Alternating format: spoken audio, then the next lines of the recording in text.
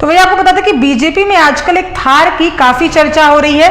TV 45 exclusive breaking हम आपको दिखा रहे हैं। बीजेपी में एक थार जीप पर आजकल खूब चर्चाएं हो रही हैं। बीजेपी के एक पदाधिकारी को थार मिली है। आपको बता दें एक संभावित प्रत्याशी ने पार्टी पदाधिकारी को ये थार गिफ्ट किया है। चुनाव हारते ही अब संभावित प्रत्याशी वापस मांग रहे हैं अपना थार। तो ये चौंकाने वाली खबर हम आपको दिखा रहे हैं। चुनाव हारते ही अब संभावित प्रत्याशी वापस अपना थार मांग रहे हैं। पहले उन्होंने खुद थार गिफ्ट किया था।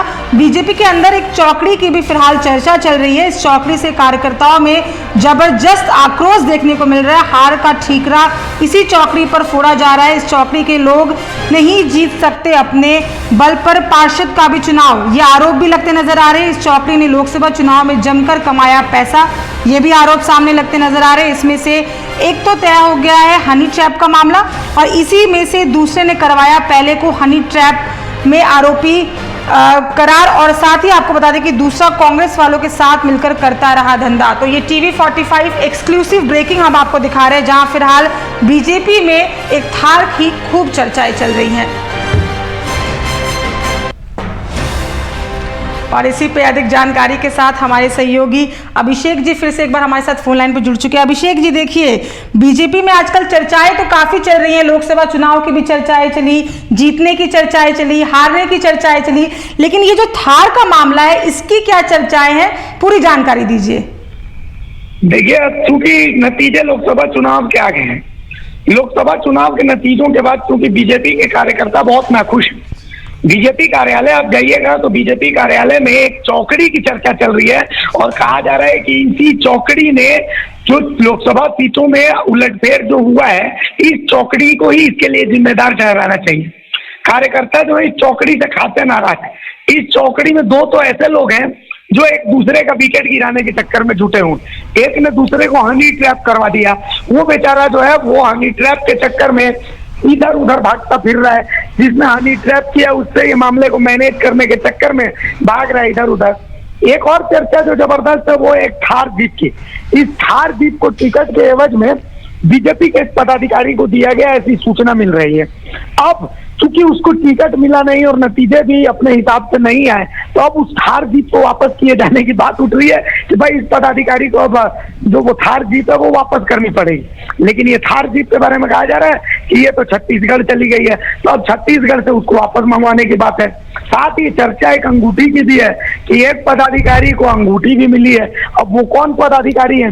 देखिए, अगर केंद्रीय आला कमान को ये पता करना है कि बीजेपी का हार या जिम्मेदार कौन है, या बीजेपी लोकसभा चुनाव में झारखंड में इतना खराब प्रदर्शन क्यों करके बैठी, तो इसके लिए हर प्रत्याशी को बुला करके उससे 1 to 1 करना होगा, और निष्पक्ष तरीके से 1 to 1 दिल्ली से बुला करके किसी को करना होगा कि आपको टिकट मिला कैसे, आपने टिकट के लिए किसको किसको पैसे दिए। और साथ ही यह भी पता करना पड़ेगा कि बीजेपी में जो ऊपर में लोग बैठे हैं उनकी कुवत क्या है। इसमें से कितने ऐसे पदाधिकारी हैं जो अपने बल पर 50 वोट भी आपको दिलवा सकते हैं, जिन्होंने बूथ मैनेजमेंट का ज्ञान तो दिया है, लेकिन वो खुद के एक बूथ पर भी अपना जो कब्जा है वो कर सकते हैं, क्या एक बूथ पर भी वो अपना अधिकार जमा सकते हैं, क्या एक पार्षद का चुनाव भी वो जीत सकते हैं। इस चौकड़ी को जब तक लात मार करके बाहर नहीं भगाया जाएगा, तब तक बीजेपी विधानसभा चुनाव में भी ऐसे ही थर्ड क्लास जो परफॉर्मेंस है वो देती रहेगी। मैं आपको बताऊं कि इसमें से तो चौकड़ी में से एक शख्स तो ऐसे हैं जिनका काम ही दलाली है, और सबसे गजब बात यह है कि वो कांग्रेस के नेताओं के साथ मिलकर के अपना धंधा चलाते हैं। और सबसे गजब बात यह है कि ये परिपाटी बीजेपी में नहीं है, ऐसी परिपाटी पहले नहीं थी। टिकट के लिए भी जो परिपाटी इस बार लोकसभा चुनाव में देखने को मिली, वो परिपाटी अमूमन बीजेपी में देखने को नहीं मिलती थी। तो कुल मिलाकर के बीजेपी में आज जो है वो कोर कमेटी की बैठक चल रही है, इसके बाद मंथन जरूर होगा। लेकिन इस बार अगर मंथन करना है तो वो मंथन प्रदेश अध्यक्ष या प्रदेश कमेटी के बस की बात नहीं है।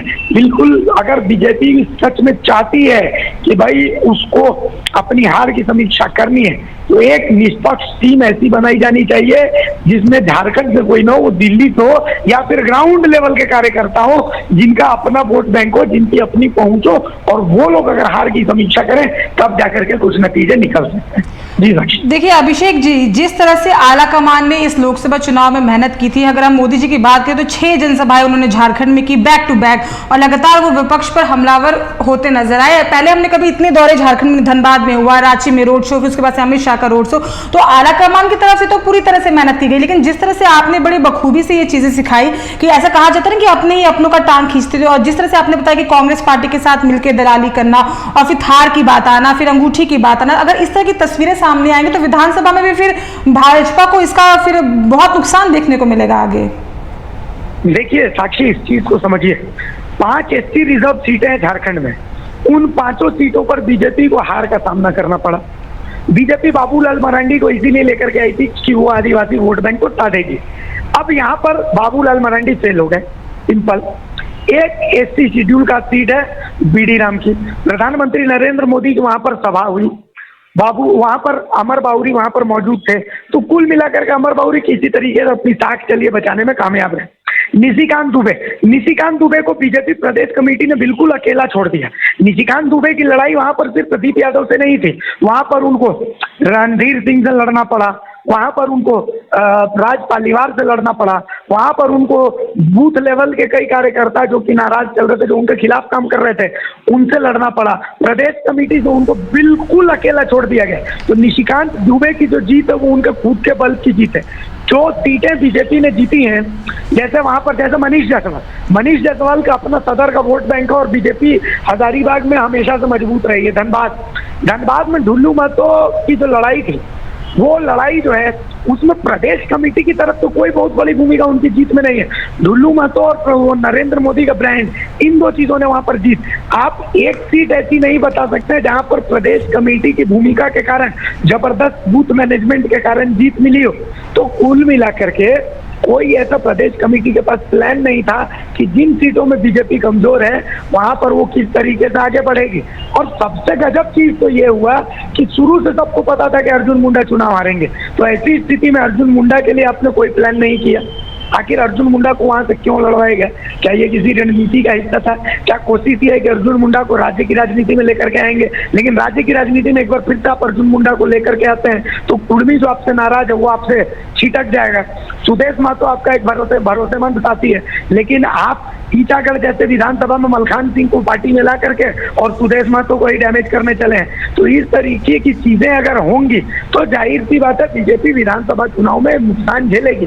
तो अभी कहीं ना कहीं बीजेपी को इन सब चीजों पर एनालिसिस करने की जरूरत है और निष्पक्ष एनालिसिस करने की जरूरत है। और सबसे गजब बात यह है कि जिन चौकड़ी की मैं बात कर रहा हूँ, उस चौकड़ी को अभी आपको शंटिंग में करना ही पड़ेगा, क्योंकि इस चौकड़ी की बस की मुश्किल से एक विधानसभा भी नहीं है। तो ऐसी स्थिति में ये चौकड़ी पूरी पार्टी को बर्बाद कर देगी, ऐसा कार्यकर्ताओं का मानना है। जी साक्षी जी। अभिषेक जी, एक आखिरी सवाल मेरा आपसे रहेगा कि देखिए आज फिलहाल झारखंड में बैठक भी आज है, रांची में बीजेपी की बैठक भी है, उसमें तमाम इन मुद्दों पे चर्चाएं भी होंगी।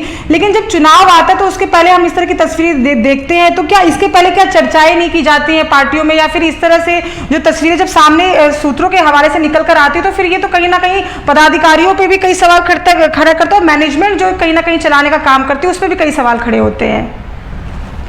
पूरी जिम्मेदारी पदाधिकारियों की ही है। आप इसी से अंदाजा लगाइए कि चुटिया जैसी जगह जो बीजेपी का गढ़ है, वहां पर अमित शाह की का रोड शो करवाया जाता है, जबकि रोड शो और सभाएं वहां पर होती हैं जहां पर बीजेपी कमजोर पड़ेगी। रांची शहर जो बीजेपी की पारंपरिक सीट है, वहां पर मोदी जी का रोड शो करवाया जाता है। भाई ये सब क्यों? क्या आप आला कमान को अंधेरे में रखना चाहते हैं? विष्णु अग्रवाल को निर्मला सीतारमण से मिलवा दिया जाता है। निर्मला सीतारमण को क्या पता है कि विष्णु अग्रवाल कौन है? तो विष्णु अग्रवाल आखिर निर्मला सीतारमण से कैसे मिले? ये किसकी जिम्मेदारी थी? विष्णु अग्रवाल को मिलवाने के पीछे का मकसद क्या था? क्या विष्णु अग्रवाल मिले तो इसके पीछे किसी को फायदा पहुंचाया गया? इस तरीके की बहुत सारी चीजें हैं। ढुल्लू महतो को टिकट दिया गया, चलिए हम मानते हैं कि आपने जो सामाजिक जो बराबरी की बात है, वो सामाजिक न्याय की बात है, उसके तहत ढुल्लू महतो को टिकट दिया गया। लेकिन ढुल्लू महतो को टिकट देने में भूमिका किसकी रही, इसका भी तो एनालिसिस होना चाहिए। बाहर से आए लोगों को आपने इतना तवज्जो दे दिया, उनको टिकट दे दिया, आखिर ये आइडिया किसका था? क्या आपने क्या ग्राउंड सर्वे नहीं किया ऐसे लोगों को टिकट देने से पहले? क्या राज्य की जो कमेटी थी वो घास छील रही थी, उनको पता नहीं था कि अंडर करंट क्या है? तो ये सब चीजें ऐसी है जिसका एनालिसिस तो जरूरी है ना, और इसका खामियाजा पदाधिकारियों को ही झेलना पड़ेगा। जी साक्षी जी अभिषेक जी, एक आखिरी सवाल मेरा आपसे ये रहेगा। देखिए, ढुलू महतो की अगर आपने बात की है तो ढुलू महतो को जब टिकट मिला तो तमाम विरोध भी देखने को मिला। ये जग जाहिर है कि तमाम लोगों ने उनका विरोध किया।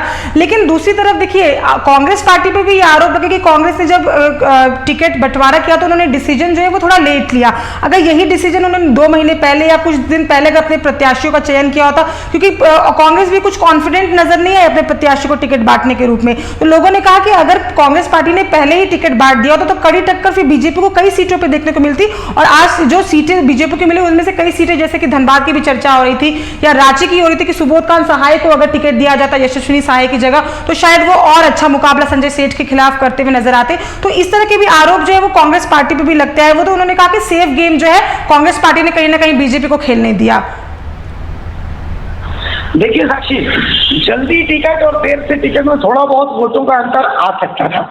आप एक सिक्का उछालिएगा, सिक्के में अगर हेड आएगा तो ढुल्लू महतो आएंगे, टेल आएगा तो अनूप सिंह आएंगे। ढुल्लू महतो और अनूप सिंह में बस इतना ही अंतर है। आप किसी भी प्रत्याशी को, यशस्विनी सहाय की काबिलियत बस इतनी थी ना कि वो सुबोध कांत सहाय की बेटी, रांची में सुबोध कांत सहाय के अलावा एक प्रत्याशी ऐसा नहीं है, कांग्रेस के पास ऐसा कोई कैंडिडेट नहीं है जो अपने बल पर 5 लाख वोट ला सकता है, तो वो मजबूरी है। अब धनबाद की बात, लेकिन धनबाद की बात तो ऐसा है कि धनबाद में पूर्णिमा नीरज सिंह और जो बाकी जो जितने लोग थे जो कांग्रेस के ऊपर दबाव डाल रहे थे टिकट के लिए, उन लोगों को, उन सामाजिक गणित को भी संभालना था। अनूप सिंह की साथ भी थी, तो बहुत सारी चीजें थी। अब ढुल्लू महतो ठीक है, ढुल्लू महतो एक सही प्रत्याशी थे। अंतर अगर अनूप सिंह को 2 महीने पहले बहुत ज्यादा अंतर जो है वो नहीं हो सकता था। देखिए, ये सब कहने की बातें हैं, इससे बहुत ज्यादा फर्क पड़ता है। आप रातों रात किसी को ला करके अगर चिपका दीजिएगा और ये सोचिएगा कि लोग उनको एक्सेप्ट कर लेंगे तो ये बहुत मुश्किल होता है। जी तमाम जानकारी के लिए बहुत बहुत धन्यवाद अभिषेक जी। हम आपसे अपडेट लेते रहेंगे, आप खबरों पे बने रहिएगा।